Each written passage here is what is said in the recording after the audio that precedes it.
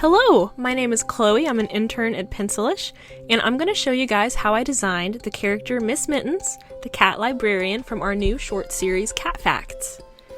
These first few drawings were a bit of a challenge for me, or a warm-up. A warm-up is a better word because I'm trying to figure out how I want her to look, and I'm trying to get in the groove of drawing this character and figuring out what style, what proportions, what vibe I want her to have. And those first two, I'll just say I'm not very happy with them. But you need to get the bad drawings out before you can start to really fine-tune those better drawings. So this third one, I'm a lot happier with. So I'll tell you guys a little bit about how this came to be. When we began this semester's internship, Tom told us that he wanted us to pitch some ideas for shorts. Now, I did not expect this to be what we'd be doing for the semester. I thought he was just going to give us a chance to be creative, have some ideas, and then we'd start working on his projects, you know?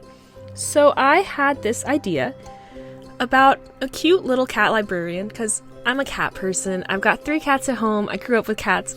I love them so much. I think they're great. So I had this idea of a cat librarian, and each short, she can read you a new fact from one of her books in the library, because you know, it's a slow day, she doesn't have much to do, and she wants to share her knowledge with you guys.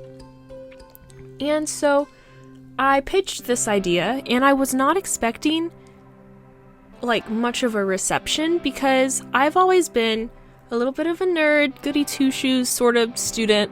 I like to learn. I think it's fun. Not everybody does. And I thought that this idea of fun facts was a little too, I don't know, not cool, I guess. But I was very surprised because everybody actually really liked it. What I'm doing right now, this was actually what I pitched.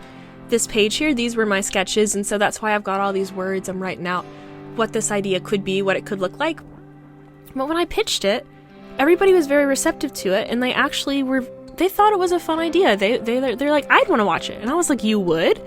So I'll kind of read some of the things I have here. So my pitch title, Educational Librarian Cat or Another Animal, because I knew not everybody loved cats, but I really was feeling that in my heart it was a cat.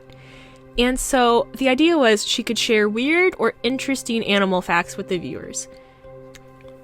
And then I have her with a little zebra because I thought maybe she could have an animal guest, and she could say oh, here's Professor Zebra, he's super cute, also they're not very nice animals, fun fact, or a more specific fact, of course, but something along those lines where it's something unexpected. Here's when there were 2 kind of ideas here. It could either be cute and wholesome with the tone, very, very pretty colors, and just she tells you something that brightens your day, and that could be nice. Or I thought it would also be fun to have a freaky, morbid fact, because the idea of the juxtaposition between a super cute, adorable cat in a cozy library, and then she tells you, the craziest thing you did not expect to hear out of that cute little thing's mouth was just so funny to me. And to my surprise, everybody liked the idea. And so I'm well, that's good news to me that I don't have, a crazy, weird sense of humor, that other people actually like that. That was good news to me. So this next stage was after I had pitched, and Tom said, yeah, I'd like you to move forward with that idea. And I was like, what? You want me to move forward with it? So I began solidifying the designs that I had and being a little more intentional about her proportions and her outfit and her face, and trying to really lock down on a design, because my previous drawings, they were all similar, but they're not the same cat, and they're not model sheet worthy. Now this here, you notice I just shifted a bunch of them. It's because I decided to be more intentional about the shape language of her body and how she would look overall, because I noticed she was looking very blocky, her silhouette was not very distinct. And so I simplified it quite a bit with that circle and triangle.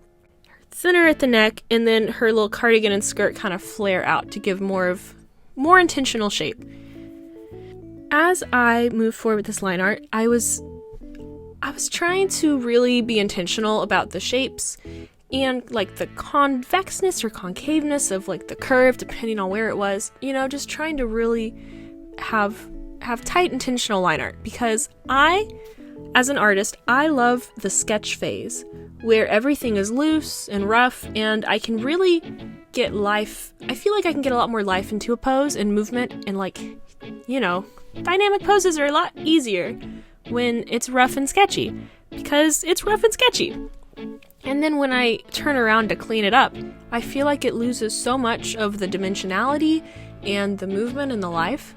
And so it's always been one of the tougher parts for me, because it's just tedious. It's tedious to me. That's why I like storyboarding, because I don't need to clean it up like cleanup animation. I mean, I clean it up to an extent, but not like clean line art, you know? So by this point, I'd realized I don't like that first drawing. So I didn't delete her outright all the way. I'm like, I'll move her to the side. I'll try again. We'll see how it goes. But I was already a lot happier with these other 4 poses, with how the line art turned out for her. And I was using a very smooth line art brush. I'm a fan of, because I've already said I like sketching, and even if I am cleaning up, I like to clean up with sketchier brushes, with like textures and grain and whatever. I love, if you guys have Procreate, I love the brush Dry Ink. One of my friends introduced it to me, and now it's like a crutch. If I'm not drawing with Dry Ink, I don't know what to do. I love that brush. But I was not drawing with Dry Ink here, and so I was trying to figure out how did I used to do this clean, smooth line art with like this clean, smooth brush.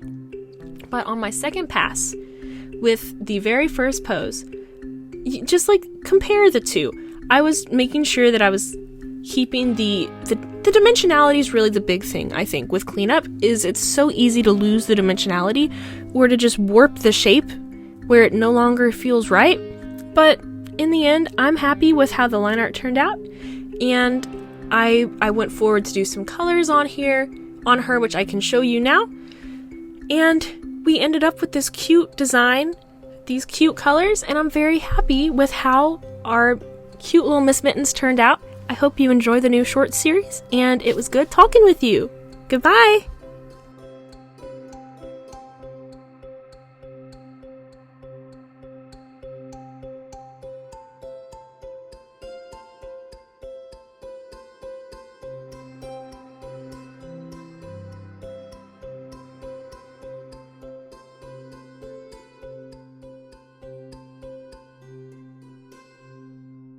Be sure to subscribe to the Pencilish Studios YouTube channel.